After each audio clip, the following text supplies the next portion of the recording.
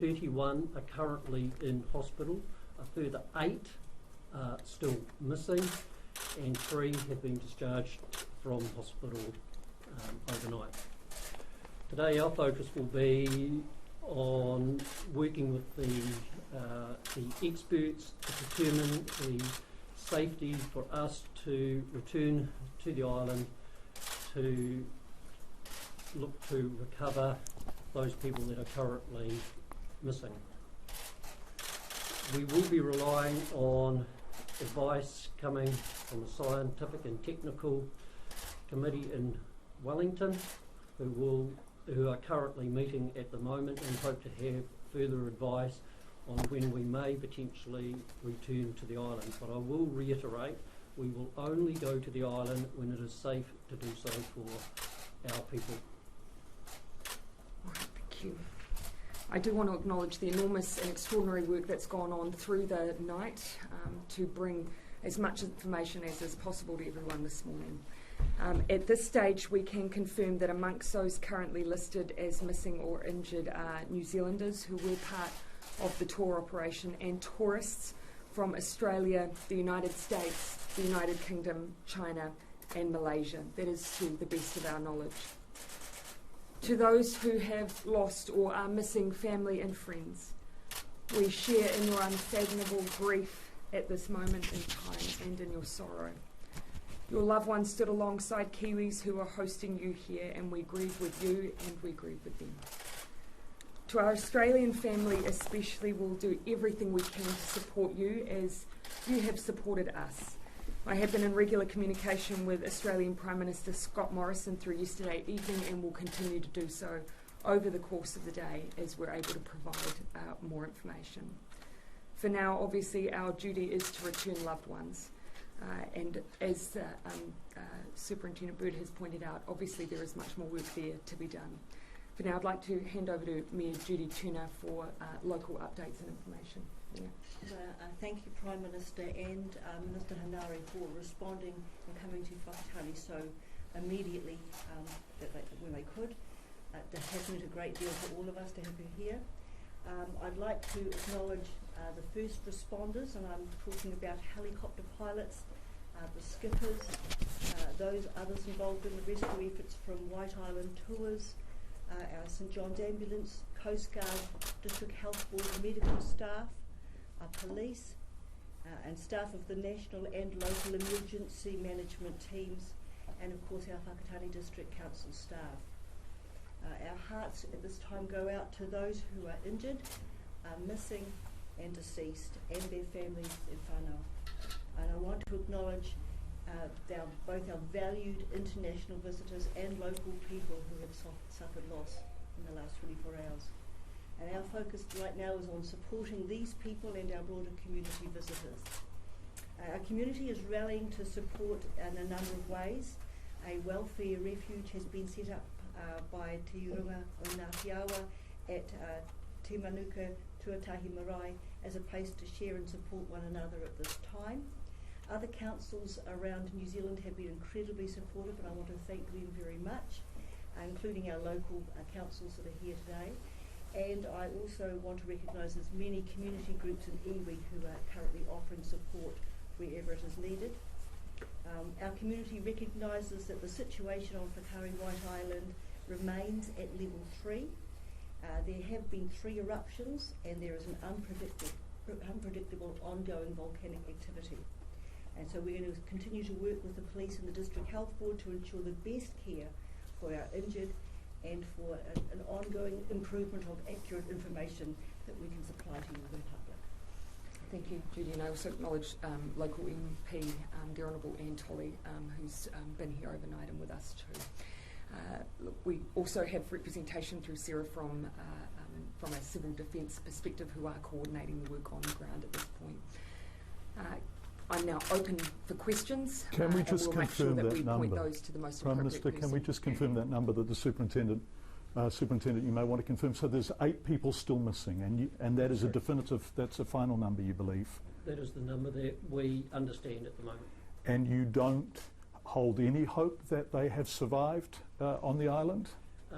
The pilot that went out there and spent about 45 minutes, has provided a pretty good indication that we do not believe anybody else has survived that explosion.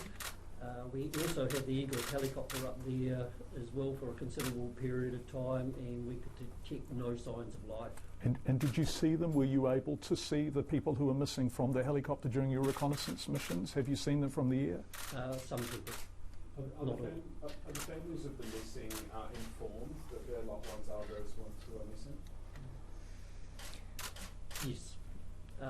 The passengers from the cruise line's done a stunning job here in terms of trying to help reconcile and get families here. We're aware that families are already travelling from Australia, and the AFP have advised they will be sending over liaison officers as well to assist us. Other questions?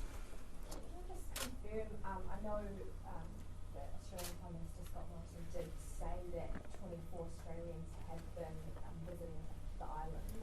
Do we have any idea how many of them are in hospital currently? That's not something that we've confirmed numbers around. Those individual nationalities currently affected by the explosion, the eruption. Obviously, that's information that the police will be looking to confirm throughout the course of the day and liaising directly with those representatives, particularly obviously Australia, have a significant interest. Do any more of those people in hospital remain in any critical condition, or are they stable? The status reports that we got yesterday is people came ashore, put them at status 1, which was critical. We haven't got any further updates, but no further people have passed since being in hospital.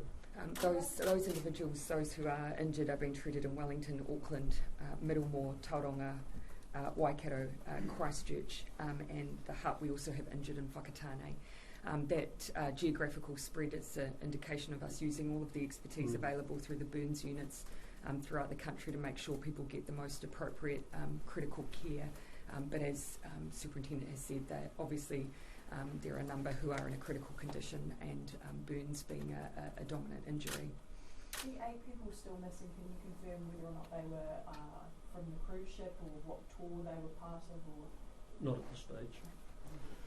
Have the authorities given you any indication how long it could take before they can go onto the island? We'll be working with the experts. As I said, there's a scientific and technical group that are meeting in Wellington at the moment. We need to be guided by that advice about what the state of the island is, and we will not be moving until we're satisfied that it is safe to go onto the island. Obviously, those who undertook a rescue effort in the immediate aftermath did so obviously in an incredibly courageous way. Even at that time, of course, it was extremely volatile, as you had GNS and volcanologists say yesterday that in the immediate 24-hour aftermath there were expectations of potential further eruptions. So again, I think all of us would want to acknowledge the efforts they went to ensure that that everyone that could be evacuated was, that all those who at that time obviously were injured were evacuated, and as has been said, since then no sign of life. Is this the end of tourism at Whakatane? Look, there's a number of questions that I absolutely expect and anticipate will be asked in that regard, but I think consensus here is that the focus has to be on those at this time who are critically injured, and of course what is very sadly a recovery operation. Of those questions that people undoubtedly will have, the context would simply provide is that my understanding is that tourism operations have been undertaken there for several decades, up to 30 years. It has been a live volcano throughout that time, at various times has been credible too, but it is a very unpredictable volcano. There will be questions that will be asked and do need to be answered by the appropriate authorities, and we will be ensuring that that happens. But for now, we're focused on those who are caught up in this horrific event. Just to clarify, there's nowhere on the island that any potential survivors could have taken shelter anywhere? No. Can you just talk us through the numbers again? So 31 came off. Is that the correct number? 31 people 31 are in hospital. in hospital. 31 are in hospital. And how many have been discharged? 3. So a total of 34 people came off the island, and 5 deceased. Add that to the total. How many people came off the island in helicopters? I have got that detail, but just not right in front of me.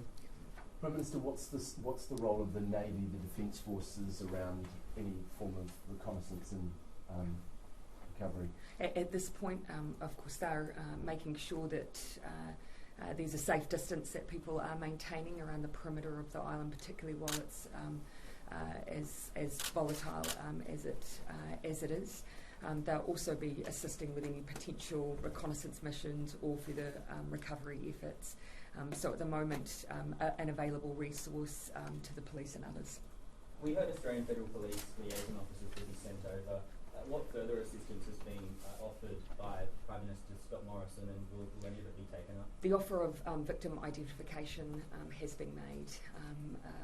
Obviously, the New Zealand Police have those expertise at the ready and ready to be deployed as well. So that'll obviously be an issue that between the Federal Police and New Zealand Police, they'll work through that offer of assistance. How much has the island changed overnight since the survey done this morning? Is it apparent, obviously, that an explosion's taking place? Yes, it's apparent that there has been an explosion. There's quite a considerable amount of ash, as you would expect. But I'm no expert in that, and I'll wait for the people to tell me what's actually occurring there. Can we? The ash is obviously significant, and we've had reports of one boat returning with up to half a metre of ash. So the ash fall is significant, obviously, and that will be having an impact. Can we just talk about the people you believe are still out on the island, the 8 people who are not accounted for? Do you know what age groups they are? Do you have any idea? We do have some idea, but we're not going to be releasing any of that information at this stage here. We are working for the coroner at this point in time, so we're just going to do our job out on the island when we get the opportunity to get there. As you can appreciate, obviously wanting to make sure that that families know first, and any detail that may identify before families are informed, you'll understand that the police want to work directly with them. Do you know how long it took between the first explosion and the first people arriving at hospital?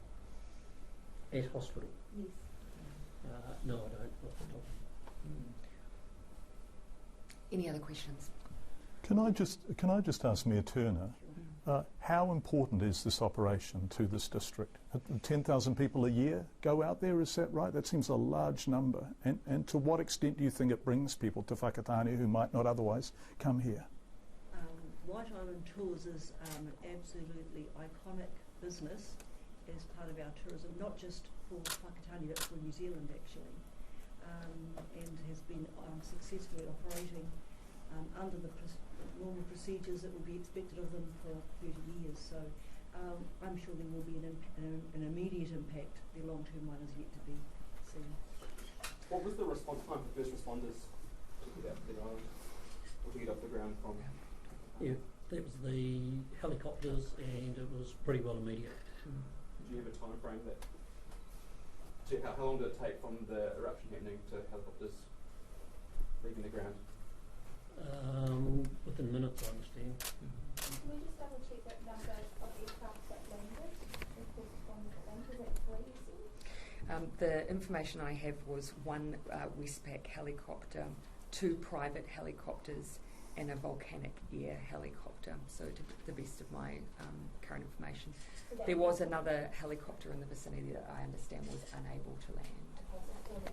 That's my understanding. Prime Minister, can you just talk about your role moving forward? Will you be staying here on the ground?